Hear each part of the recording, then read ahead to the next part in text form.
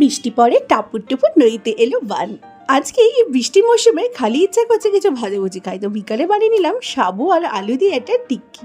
তার জন্য সাবুটাকে ভিজিয়ে রেখেছি, অপরদিকে আলুটাকে সেদ্ধ করে গ্রেট করে নেওয়ার মধ্যে একটুখানি নুন, একটু গোলমরিচের গুঁড়ো, একটুখানি ধনে গুঁড়ো, লঙ্কার গুঁড়ো, চাট মশলা সব দিয়ে একটু পেঁয়াজ কুচি, ধনে কুচি, লঙ্কা কুচি, টমেটো কুচি এগুলো দিয়ে আলুটাকে ভালো করে হাত দিয়ে চটকে মেখে নিয়ে তারপরে সাবুটা দিয়ে দিলাম।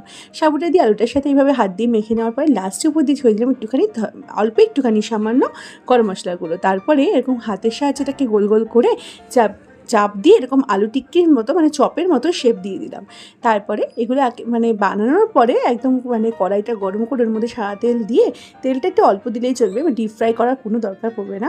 এটা কিন্তু আপনারা বাটার দিয়েও করতে পারেন। তারপরে এটাকে এইভাবে উল্টে পাল্টে ভালো করে কড়া করে ভেজে নিলেই হয়ে গেল সাবু আলুর টিক্কি। গরম গরম চায়ের সাথে অথবা স্ন্যাক্সের সাথে অথবা বাচ্চাদের টিফিন হিসেবে কিন্তু এই রেসিপিটা দুর্দান্ত হয়। ট্রাই করবেন, করে কমেন্টে জানাবেন কীরকম